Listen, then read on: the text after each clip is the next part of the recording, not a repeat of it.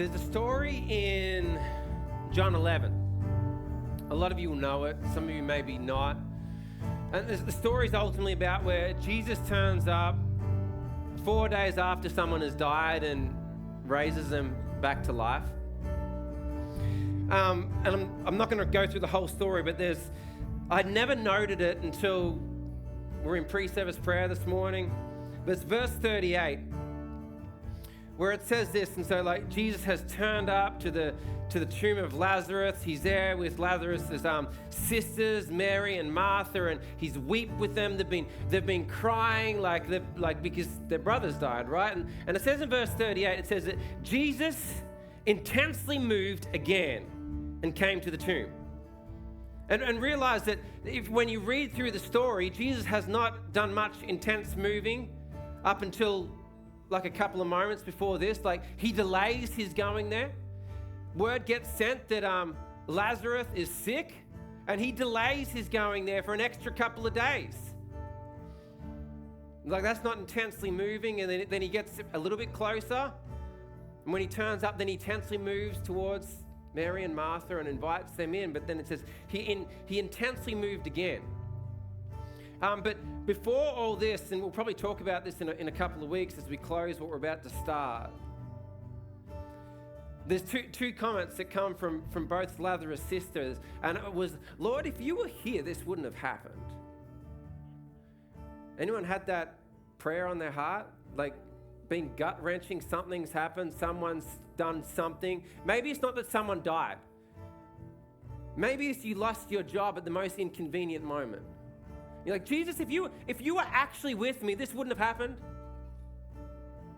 Your kids have gone off the rails. And it's the same thing. Jesus, if you were actually with me, this wouldn't have happened. Like you accidentally did something that you shouldn't have done, and now this world of mess has turned up. And it's like, Jesus, if you were actually with me, this wouldn't have happened. I think all of us have had that prayer at different times. Jesus, if you were here, this wouldn't have happened. But I love that Jesus then, after all this, Mary and Martha have both said, Jesus, if you were here, this wouldn't have happened. And then he intensely moved again. And here's my encouragement. I don't know what your prayer is this week. I don't know what your prayer is today. I don't know what your prayer's been for the last month. I don't know what your prayer's looking like tomorrow.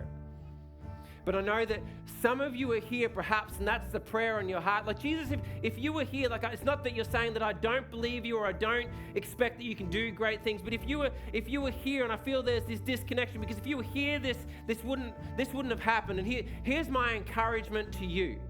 For those of you that don't know the story ends with Lazarus rising from the dead, but I want to rest with that thought that if that's you, here's my encouragement, that Jesus is intensely moving in your life right now.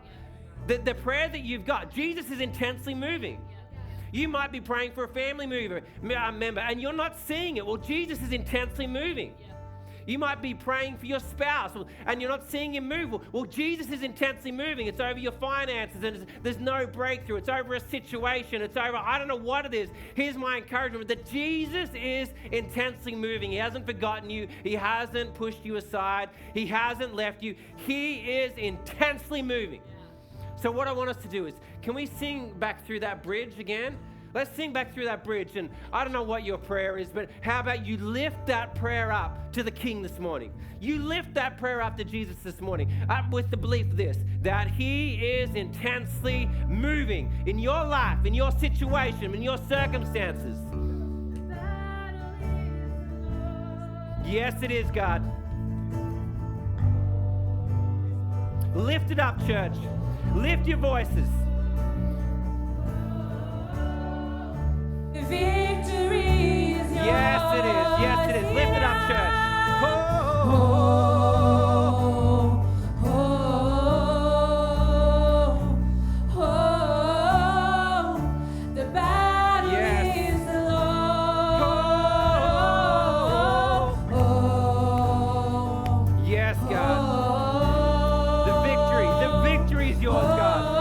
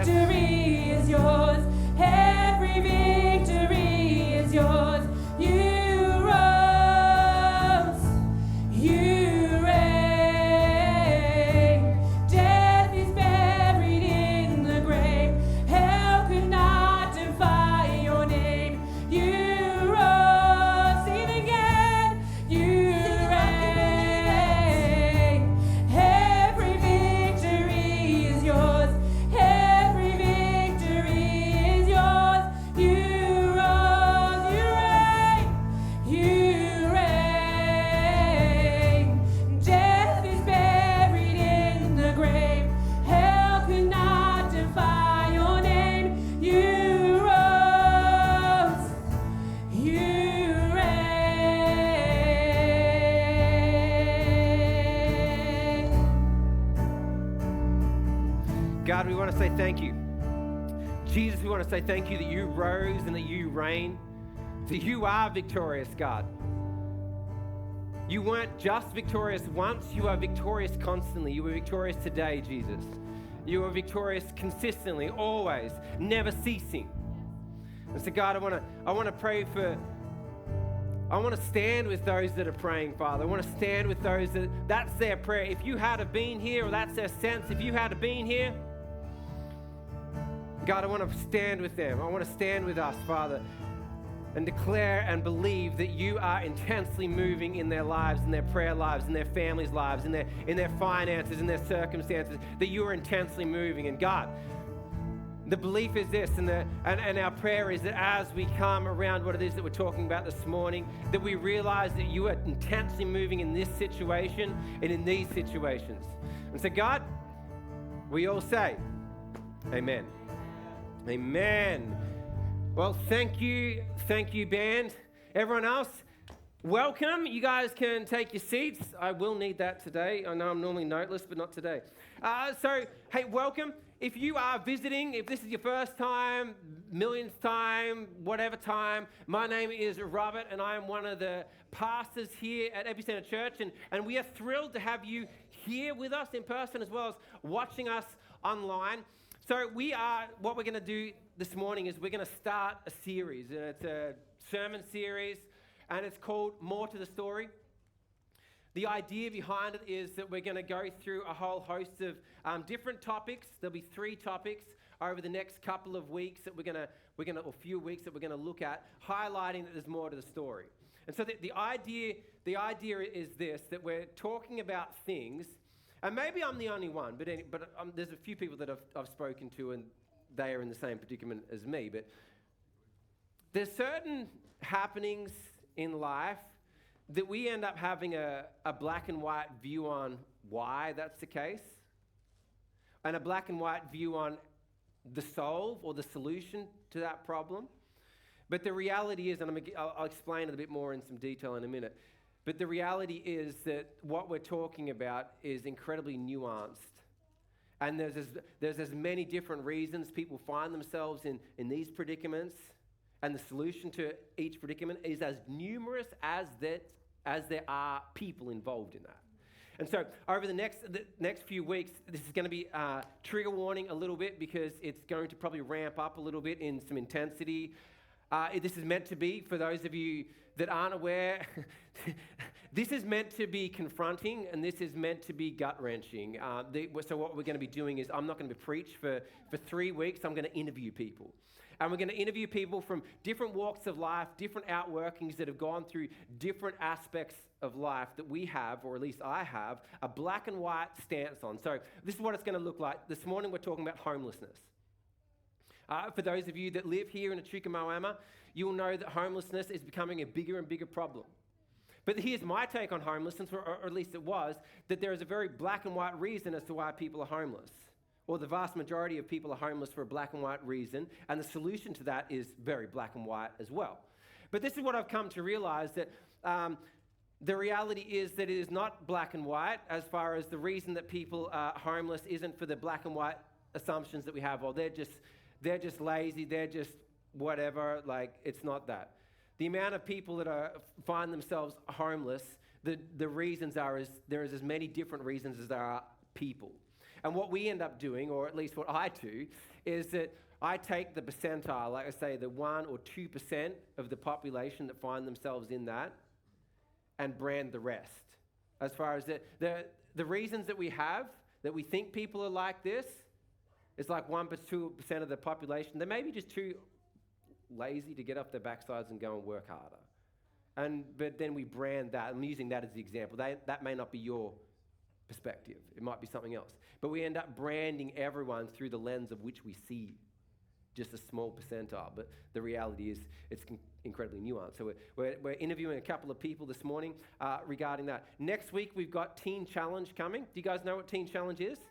For those of you that don't know Teen Challenge, Teen Challenge is a drug and alcohol rehabilitation program. It's throughout the world. throughout Australia, but we've got one in Kyabram. And so we've got some of the guys coming. Well, I think we've got the entire Teen Challenge, like, army coming, so to speak. So that's all the guys through in the program, as well as all the teachers, the administrators. I don't know what they're actually called. They're called people, right? So they're all coming, and we haven't had Teen Challenge here at Epicentre for a long time. But if you've never experienced a worship service with Teen Challenge, you're going to be blown away. It's incredible. They have incredibly large voices that I don't know where they come from, but no matter how loud the music is, you will not drown them out. It is incredible when Teen Challenge come, because what you have is these people that their life has been in literally the gutter, and they've discovered someone that's dragging them out of the gutter, and they are so grateful for the grace that he has given them and lavished upon them that you cannot stop them from celebrating and praising. It's amazing. So that's next week. And then the week after that, we're talking about domestic abuse, which will be the big triggering one. Domestic abuse that happens from a whole host of different aspects and areas, but one of the ones that the panelists that I'm most excited about with that is because we talk about domestic abuse in different areas and facets, as far as like guys hitting girls and that sort of thing. And I know it goes back the other way, but to be honest, the majority of domestic abuse is focused at women.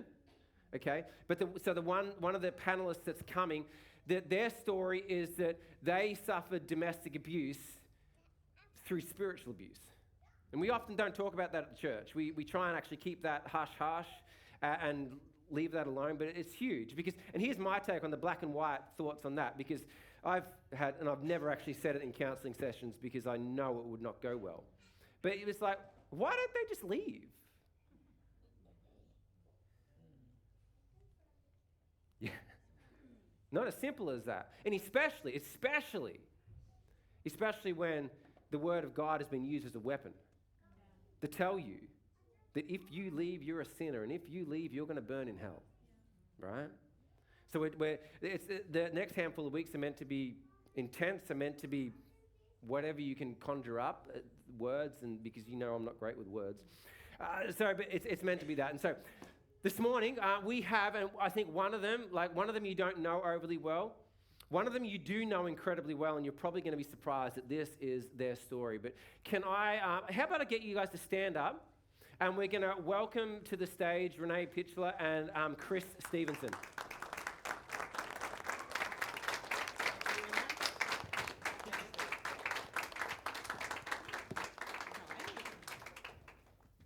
You guys can sit down. You guys can sit down too. All right. So, Chris, I think everyone knows you, but do you just want to, because perhaps there's some people sitting in the congregation or maybe even watching online that have no idea who you are. Do you want to, who are you? I'm assuming you have a family. I'm assuming you have a job too, and a boss. So he's my boss.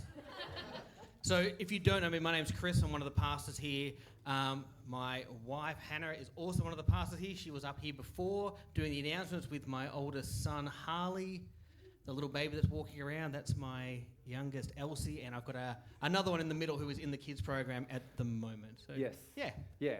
And you're not also a pastor here, but you also do something else. Yeah, I also work at the Australian Christian College in town, where I drive the buses, do admin, and run chapel and do a little bit of wellbeing. So yeah, keeps me out of trouble. So you're set to try and take over. That's it. All the roles. All the roles. Renee, do you want to briefly introduce us to you, please? Well, my name's Renee Pickler. Sorry, my bad. I am married to that wonderful man back there, Daniel Pickler. I'm mother of 5 boys. One of them is hiding from me. Levi hates to be called out. He's my middle boy. So I suppose I'm not working. I'm actually a homeschool mum, so that keeps me very busy. I think that's working. Unpaid work. I've said that to people before and been rebuked. Like, well, what do you for, so you're not working, or what do you do for a job? And Mum. Yeah. I'm a mum. Or it's like when you say you're babysitting, but they're your own kids. No, that's a naughty one. That's what us as dads say. Or what are you doing? No, I'm babysitting.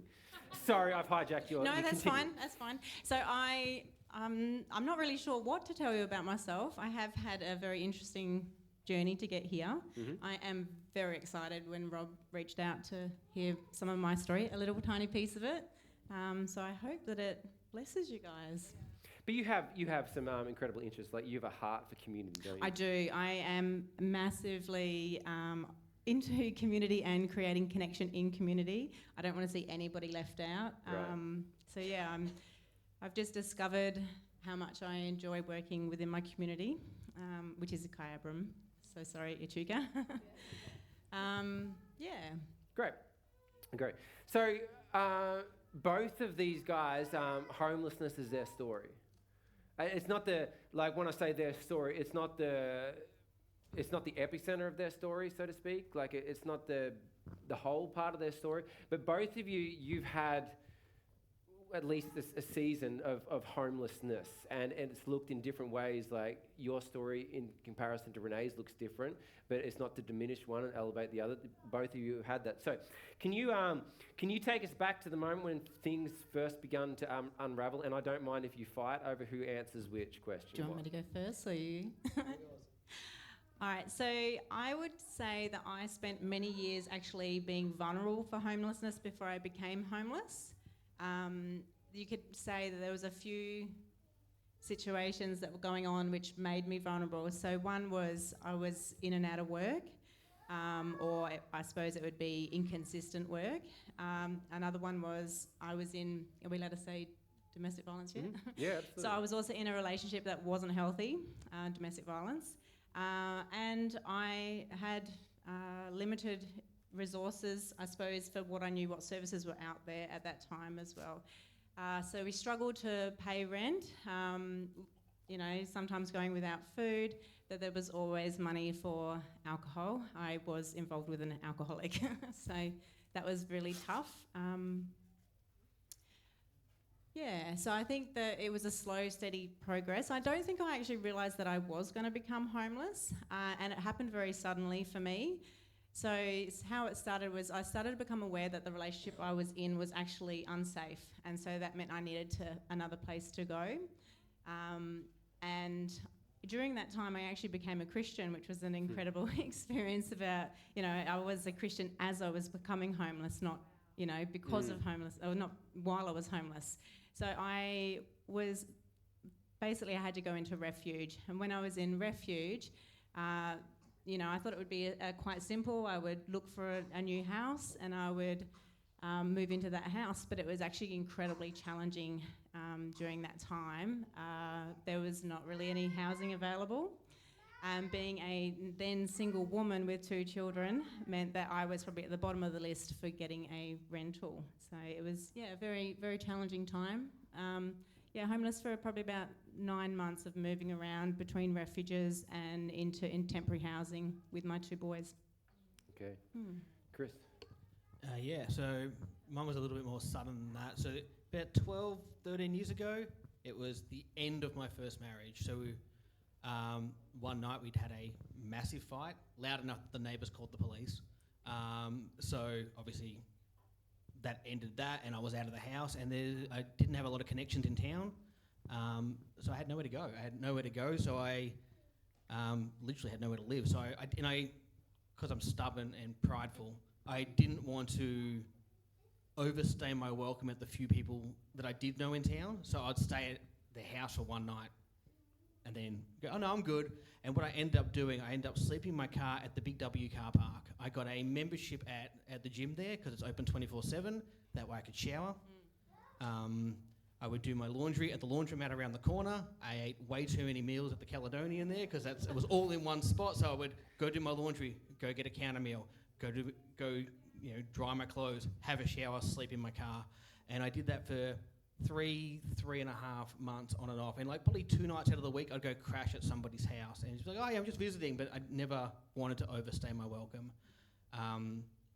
Primarily because that would have required me to admit that I needed help.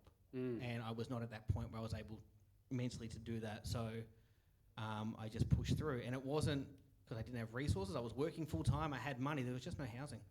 and I didn't have connections in town, so I didn't have anyone I could go to and go, oh, can you put a good word in for? I didn't have references. Yep. I didn't have rental history in town.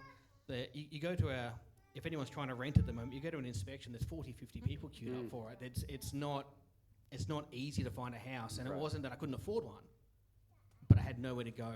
My family, my mum lives over in Maryborough, so 2 hours away. So I didn't have anybody local, so I just stubbornly slept in my car, showered at the gym, ate at the pub, and just went to work day in, day out. And that was my cycle until I eventually found somewhere else to live. Yeah. I'll add to that. I was in a privileged position being a woman because there was women's refuges that I could access. If I had have been in that situation as a man, I think I would have been like you and I would have been on the street. So I do recognise that mine was a privileged position. Yeah, okay. So you were able to get help because how did that feel going and getting help? As far as because you got support, but you didn't get support, but part of that was pride, Yeah. right? Yeah. In some ways, I felt like I didn't have a choice, and I was pushed to make a decision because for my children. Right. So I suppose I probably wasn't mentally ready to make the move and leave, and that left me with having some emotional issues that also had to be dealt with while I was experiencing homelessness. And that was very challenging because all of my safety around me was destroyed as well. So my whole life sort of broke down around me. So that when you say your safety, you're talking about the people in your life, relationships, connections, everything's just been... Yes, Yeah. I actually lost all of my friends through that situation. I only actually saw one Christian friend stood by me. My ex was very good at the story. Manipulation. So I didn't trust anybody. I had to cut all ties for safety. So yeah, I had nobody, not even my sister. I did actually stay with my sister for a short time. And then her husband said that I needed to move on because he was concerned that I would be found and that would hurt the children, their family. Wow. Yeah. So your story was going to be damaging to their story. Yeah. Yeah. Right. Self-preservation stepped in for them. Yeah, definitely. And that was very, very difficult when you don't have people that you can rely on. I suppose that's probably why I'm so big on community now, thinking about that, and connection. Yeah. Yeah, which is an interesting thing. Now, I didn't clarify this, but I'm of the memory that you're attending here. Loosely. Not consistently. But you were here at this church. I was at the church at that time. While you were homeless. Yes. And going to someone's small group? Or was that after that? No, it was after that. Okay, yeah. So you had community. A little. To a degree, yeah. No, so I was attending with my ex-wife, and then I didn't feel like the church was a safe space for me after I'd separated. Because she was here? Yeah. Yeah. Yeah, so I've got no reason to think this is my own paranoia, and I just figured everyone was on her side, so I didn't want to make myself I didn't want to be here. Yeah. Because I didn't. I Now, get that. I've got no reason to think if that was actually the case, but that was what I believed in my head. So I didn't come to church for that time. So I was coming to church before I was homeless, but not during that time. Yeah. And so you were working. Yep. Yep. So your homelessness wasn't due to not having a job or anything like that, or like drinking too much or drugs or anything. Like it was out of your hands, so to speak, to a degree. To a degree, yeah. Yep. I probably could have found places to stay, but I didn't want to ask for help.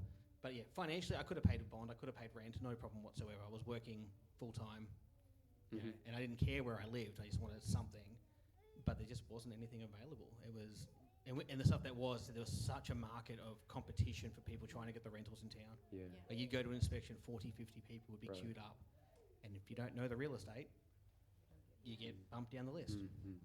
And your story, it wasn't that. Well, you had young kids, so working wasn't necessarily the ability that you had. No, my littlest was 3 at the time. So I did put him in childcare while I went through the court process and that sort of thing. But no, I wasn't able to find work during that time. Mm-hmm. Yeah. And so, like, the reason that I've got, like, there's a plethora of other people that we could probably get up for this, but both of these guys have experienced homelessness, and from two completely different reasons. And at least for me, and maybe I'm the only one, but for the most part, have a very black and white perspective of why these things happen, of why people find themselves in that space. But you can see, like, as far as Renee, and Renee's going to be back on in week 3 talking about domestic abuse, so we'll get to know a lot more of her story in some greater detail then. But as far as domestic abuse forced her into it, and like a separation like sharply forced you into it, wasn't simple. Absolutely. And I had the same black and white view of why people are homeless, which is why I didn't want to consider myself as part of that group. Mm-hmm. Like, I didn't want to have to go, hey, I'm homeless, I've got nowhere to live. I was embarrassed, I was ashamed by that, because in my head, there's only a couple of reasons people end up homeless, and yeah, I didn't want to be counted in those statistics. So I just went, nope, I'm not going to own up to that. I'm just going to push through and sleep in the car and shower at the gym. So You got a good sense of humour about it. we have to. What's something people assume about homelessness that simply isn't true in your experience? Well, as I said, I think most people assume people are homeless either because of addiction of some sort, they're throwing away all their resources on drugs and alcohol, or it's mental health, right? I don't think many people understand there's such a plethora of reasons, and actually how hard it is to find housing if you're not already in the market. So I think for me, my assumption was only people who have really, really, really stuffed up their life end up homeless. Right, so people who have, and they've burnt all their bridges, they've made every bad choice, they've squandered every resource they've got, and to the point where their mum and dad have turned their back on them, and it's just not true. There's a growing endemic of homelessness now, which is couch surfing. People have got a roof over their heads at night, but they're just going from bed to bed to bed to bed to bed because they don't have a house of their own. They're still homeless. They're just not on the streets. So not all homeless people are on the streets. Yeah, and that would only be a small subset, wouldn't it? Yeah. So the couch surfing aspect of it is growing. It's the fastest growing amount of homelessness in society currently. So, yeah. Thanks, Elsie. You got anything you want to add to that? Yeah, I agree. I definitely, before it happened to me, I thought it was very black and white. In fact, living in King's Cross for a little while, I saw a lot of homelessness, and I think I was a little bit judgy back then, not even realising how close to that I was. So that was a bit of a wake-up call. I think what I would like people to know is that it's not because we're not trying hard, because I made it my job full-time to be looking for houses. I saved, a bit like Chris, every penny I could, and at the same time trying to keep my things safe and shield my children from the fact that we were homeless. So I felt there was a lot of pressure to create stability for them, even though it was an unstable time for us. So yeah, it was very hard work being homeless. Yeah, great. Renee, I'll direct this question to you, but if you really want to answer it, by all means, just take control as well, like you're doing at school. My jokes don't land whether I'm preaching or whether I'm doing a panel. Like, at some point I'll get the memo and I will give up. He won't. My jokes land, Rob. The next question I can answer. Was there a moment you felt completely invisible? When I make jokes, yes. Was there a moment that made you feel completely invisible? I suppose I actually wanted to be invisible a little bit at that time. I was very embarrassed about my situation and ashamed, and definitely could feel the judgment. I feel going through the court system, I was very misunderstood for the situation rather than invisible. So, can you explain that a bit? Yeah, so not having a home for my children meant that I potentially could have lost custody of my children. They could have gone into foster care. So that was very confronting, and it definitely motivated me to find home very quickly, which still took 9 months. I'll be kind of the same. Like, I wanted to be invisible. I didn't want to own up that I was in that position. So yes, but that was by choice. I kept it quiet and I didn't do anything to make it known. A follow-up question that's similar, but it might just expand on it a little bit, is what's something that someone did that really made a difference, even if it seems small? So how I ended up getting into a home, so it's quite a big thing, was my manager at the time. Once he found out what I was doing, he kind of went, he goes, well, I know people in town. So he contacted the real estate, he spoke to some of the owners, and the second that happened, things moved really quickly, and I went from being, can't get into anything, to going, hey, there's a house, it's yours as long as you come and look at it. Wow. And I'm like, I don't need to look at it, just tell me what it's, and if you have to look at it, I'm like, I don't, fine. So I go, oh look, I'll take it. And but I never told him. I think somebody else had sort of dogged me in as seeing me sleeping in the car park. Yeah. And then he grabbed me. He was like, what's going on? And as soon as somebody knew, I got help. Yeah. And I got help whether I wanted it or not. He just Right. went, I'm making this happen. So it wasn't a small thing, it was a massive thing. It was big. Yeah. But I suppose to him, though, that was just a phone call. Yeah. For you, it's huge. For him, it's tiny. Yeah. Like, oh, I know someone. Yeah, I was like, put a good word in for you. Job done. And Yeah. and I went from being, I don't know where I'm going to live, to moving into a place 3 days later. Yeah. That's good. For me, a standout would be one of my friends, Megan, and she was actually instrumental in me becoming a Christian because of the way she loved me so well while I was broken. She kept in contact, and I could trust her because she was only my friend. So she reached out and said, once I had found a temporary home, a transitional house, she said that she had a couch that she was going to give me. Yep. If I would like it. And I was instantly thrilled, but then also very aware that I had no way of getting this couch. I couldn't just bring it to my house. I couldn't drive, couldn't travel. And she said, oh no, that's okay. I've already organised the removalist to bring it to you.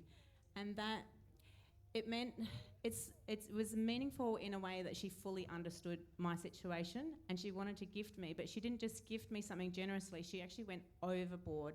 So she created, she made it that it was going to happen for me. I didn't have to do any work for it. And that, I think, it still impacts me to this day, just that she would go the extra mile. It's not just enough just to give out of her leftovers. She was replacing her couch. It was that she actually went further.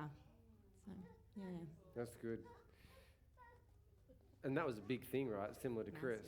Yeah, it was a really big thing. And it wasn't just about the thing, it wasn't just about the couch. It was that there was genuine love and understanding and dignity. She gave me dignity. It wasn't like I had to beg her. She'd already organised it. She'd already thought that could be a need, and she'd already sorted it. So, that would be a big thing. Both of you talked about that sense of shame, and for someone to, like, they're gifting you something, but nearly the biggest thing that you're getting gifted with is the sense of dignity that I'm a human being. Oh, definitely. You can feel it. You're in a very vulnerable place when you are homeless and you need services.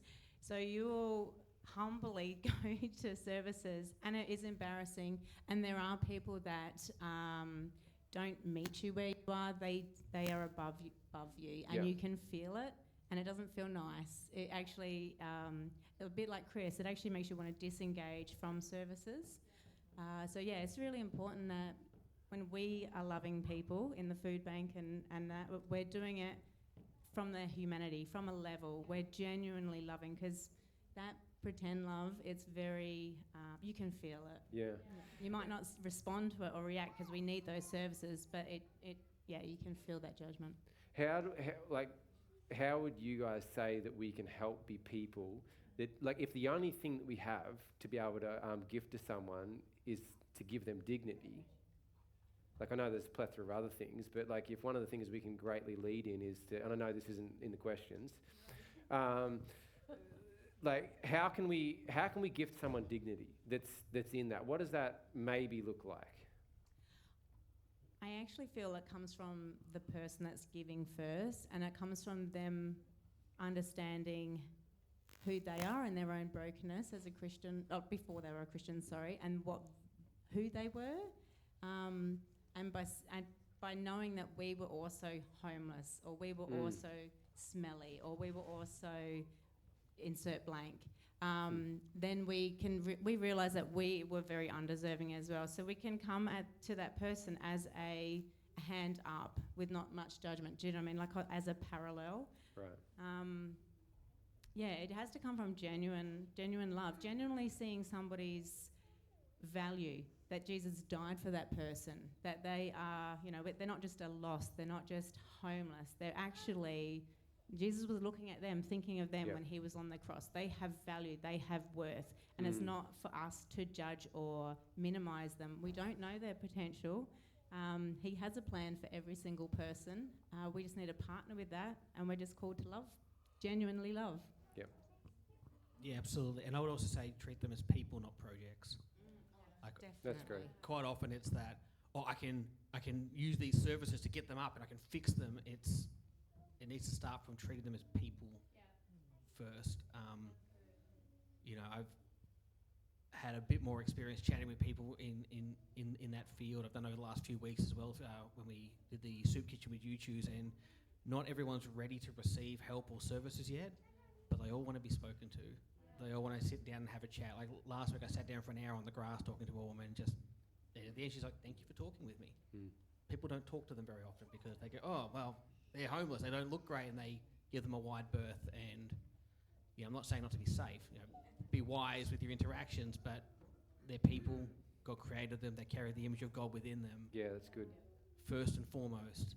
The Imago Dei, right? Yeah. And obviously if they want help, direct them to services, help out how you can, but treat them as people first, not as projects to fix. That's good. Which I think hardwired in every single one of us is this desire to be seen. Like, not just seen, like I see Ali right now, but to actually see Ali. To be noted, to be cared for, to be connected with. And we all know that feeling when someone's they've engaged with us, connected with us, and then just shrugged us off. But actually stop and pause and notice, and I suppose do our all to draw out that sense of this is a human being created in someone's image, in God's image, regardless of whether they even notice that themselves. But to, I suppose, connect with them. One of the things I'm not saying that we can all do this, but one of the things that my father does that I really admire is that so often we'll end up wanting to give away stuff because, I'll give this away because it's rubbish, it's no good, maybe it can help someone. I'm not saying not to do that, because maybe your rubbish is actually really good rubbish, it can be used. But my father has this statement, and he says, if I'm going to give something, if I'm going to gift something to someone, I'm going to give them the best. Like if I'm giving something away, I'm not giving the seconds, I'm giving them the best. And I think sometimes we, by default, diminish people by looking for the rubbish that we have to gift them, rather than, or maybe I can go without this, and this is something good, this is something, like if I'm going to gift something, if I'm going to give away, I'm going to give away the best that I have. Like if they're worth giving something to, I'm going to give them the best. And if they're worth, they are worth, right? So how did your faith, because both of you, like, I'm assuming you're a Christian, yep, and you became a Christian on your way down. I did. Yes. It actually was the beginning of my life was already on a pretty bad trajectory. But becoming a Christian definitely shook everything up, and it happened very fast. I think it was only like 6 weeks after becoming a Christian. Oh wow! Yeah, it was definitely what kept me through. When things were hard, I wasn't actually saved in the church. I was. Can I tell my story of how I was saved? Go for it. So I was actually smoking marijuana at the time. Not like huge, just as a social thing. And I was hanging out in a shed with a couple of other guys. That's what we would do. We would hang out. And there was a man that used to come and he used to tell us all about Jesus. And at that stage, I was like, I would call myself an atheist, but I definitely wasn't an atheist looking back. I just didn't know who God was and how much he loved me, and had decided to reject him. So he kept coming in, he kept sharing about this man, Jesus, and he spoke about him like he was a friend. He was very real. Mm-hmm. And he was always sharing about how how much he loved and all this stuff. And at the start, I was like, oh, well, that's good enough for you, whatever type thing, you're an idiot. And I didn't really want to hear. I just thought he was, I thought he was a little bit annoying, to be honest, at the start. But he kept coming, and he just kept just talking and sharing Jesus. And over a period of time, I noticed that my heart changed from, nah, I don't want anything to do with that, to being, I actually do want something to do with that, but I don't feel worthy. And I remember looking forward to going to the shed to catch up and hoping he would come over to start tell me about Jesus. So he came one time, and I asked him, I said, if I wanted to, not saying that I wanted to know, just asking for a friend, if I wanted to be a Christian, how would I do that? And he said, you just pray, you just open your heart and pray to Jesus. And I was like, nah, can't be that easy. But I knew it obviously was, because it hit me so hard. It was like, the impact of it scared me, because it was that easy to become a Christian. It was that easy to enter in and to receive this love that he was talking about, that I was actually scared for. It probably took me 2 weeks before I could front up and pray and ask Jesus to come into my heart. And in that time, I was broken. I was starting to become aware of just how desperately I needed a saviour. And yeah, so I prayed, and I didn't think I even had words at that stage. I could just feel like I physically felt my heart turn towards him. Like I physically felt this change of my situation in my body, but it was spiritually as well. And I couldn't cry anymore. It was like I just had this amazing peace that came over me that I know the day before, the hour before, the minute before wasn't there. Wow. And then there was this peace, and I just felt so much comfort come. And so after that, I suppose that was quite radical. I was just like, I need to know more about this Jesus. So I just jumped straight into the Bible. I jumped straight into every book that I could find about God. And I suppose I really, really understood his grace, because I knew I was undeserving. I knew where I had come from. And I suppose that brokenness and that awareness of my brokenness, because society was already telling me that I was a loser. Society was already telling me that I was not worthwhile. So I believed that lie. Yep. And so that began the beginning of him rebuilding me from the bottom up. So, yeah. That's great. So he was happy to just come along the journey with you, not try and fix you, and just share with you over a course of, he's just there going on the journey. Yeah, he just loved me. He actually came to Daniel's and my wedding. It was an incredible.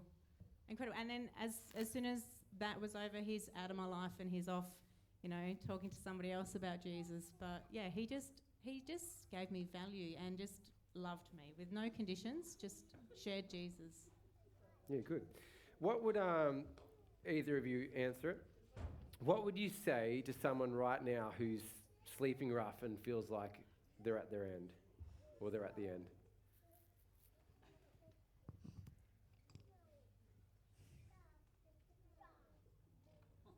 Probably just to let go of the pride and the shame. Honestly, there are services, there are people who genuinely want to help. There are people who want to help. There are services that are good services that are available.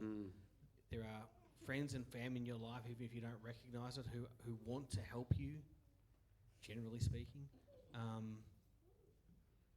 And that, if I go back to the previous question really quickly, when I was homeless, my view of God became distorted through the lens of both shame and anger. So on my better days, I'd be like, God is good.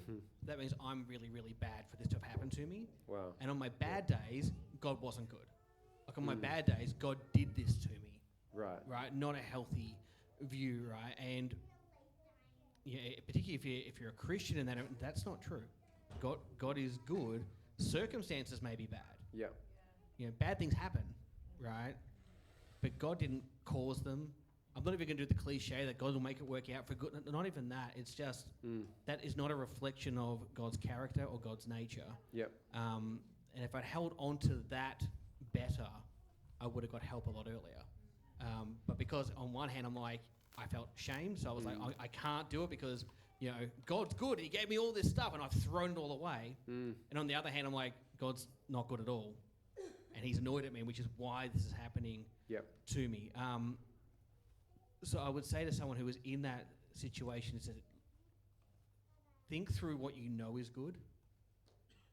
Like, everybody has experienced goodness at least once. Like, even people with the worst lives have experienced some good. Reflect on those times and realize there's a path back to that. I'm not saying it's easy. I'm not saying it's quick. But there is a pathway back. Yeah, that's great. I think I would build a relationship, and some of that is not necessarily talking too much, but actually being with them in that moment. I always, you notice, like people that, you know, you'll see someone homeless and people always want to drop off a sandwich, but, you know, actually stopping and asking, what would you like? Do you like McDonald's, or do you like this, or would you like water? Actually asking what they really truly need. That really brings the dignity back into it again. It does, and gives them choice. And I'm reminded of one time, you know, somebody wanted to give something to me, and they gave me, it sounds silly, but it was a Queen quilt cover, like just the cover As that far goes as the over band Queen or the Queen or No. no. Oh, A doona, which The term quilt didn't give it away for you? and it was beautiful, but it was lovely dress. It was brand new. It was very pretty, but I didn't have a quilt that would fit in it, so it was actually useless to me. It made them feel great because they were giving something, but it actually did not add any value to what I needed. So I think asking people what they need, like what Chris is saying, you're not going to tell them what they need without a relationship. So sometimes you actually, a bit like the man that helped me become a Christian, he came to where I was at and he sat down with me while I was smoking and he talked to me about Jesus. Well, you know, go and sit down with some people that are homeless, spend the time, and don't try and fix them like Chris was saying. They're not a project, they're valuable, they're a person, and you need relationship to have influence. Yeah, that's good. That's so good. What do you wish every person sitting in church today could understand about homelessness? I kind of spoke about this a couple of weeks ago from stage as well, but like that nobody growing up goes, when I grow up, I want to be homeless. Right? That's never the plan for anybody, right? That is not how things are supposed to go. So something has happened in the trajectory of their life, whatever it is, kind of irrelevant, but they are people. Yeah, we are people. They carry the image of God. They have value. They have inherent worth. Their circumstances don't define who they are. God defines who they are. Yeah. And it's easy to dismiss as, you know, too hard or too dangerous or too dirty or whatever it might be. It's easy to dismiss people and just go, they're the fringe of society. But they're the exact people that Jesus called in. He looked at the outcasts, the rejects, the people that, you know, the culture said don't belong, and he said, let's go have a meal. So I would just like people to know that every homeless person, everyone who's struggling with anything like that, they have value, they have worth, and something has happened to take them off the course of where their life should have gone. Yep. And mine is, I don't think, and I fully believe this, that there is no one that is too far gone for God to help and to restore. And our job is to partner with him so that we can bring that restoration to people. So I really feel that we can love what the world would call unlovable. We can love them. That's good. That's good. So the idea of this is like, we're not going to come up with here's the 4-step plan on ending this, are we? No. If you can write a book and probably make money, but we're not trying to do that. What we're trying to do is effectively bring some nuance to the conversation, and the hope is that maybe we can lead with some empathy. we can realize that there's two people here that this has been their journey, this has been their story, and complete different reasons as to why they found themselves in there, and for a large degree, for no fault of their own, found themselves in that predicament for a season of time. But these two aren't the only people in this church, in every community that are wrestling with this. There's a plethora more. There's people that we won't know about, and maybe we never will know about until maybe they end up under my employment, and then they share with me the rest of their story. But as far as, because there is such shame attached to it, because I know if I was in your position, Chris, I'd feel probably quite similar to you. But so, William, can you put that slide up on the screen, please? Can you put the slide up, please?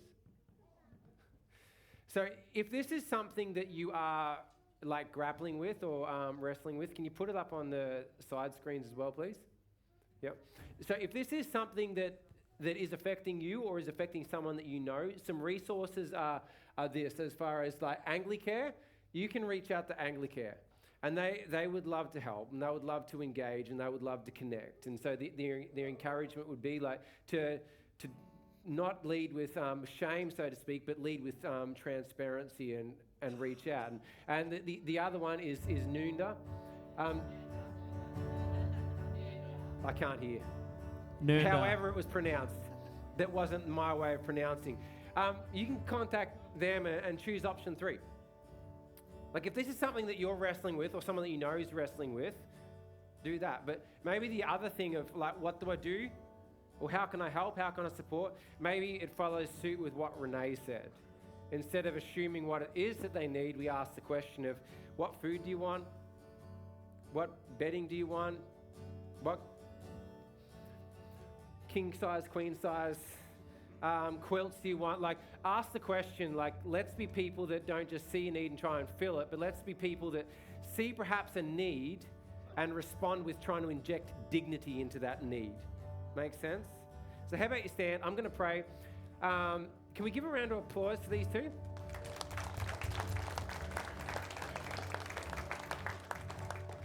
So I'm gonna pray, and then we're gonna hand over to the band. They're gonna lead us quickly in part of a song, and then you know what we're gonna do? We're going to have some soup together. And so, Father, I want to say thank you. I want to say thank you that you are good. And God, I want to say thank you that you are wanting to work in all situations, Jesus. And God, I want to pray that you are stirring our hearts to be able to work in situations that are around us. And let us be people, Father. Let us be people that see needs and see things and don't just try and fill it, God, but ask the question of, how can I help you? In Jesus' name, amen.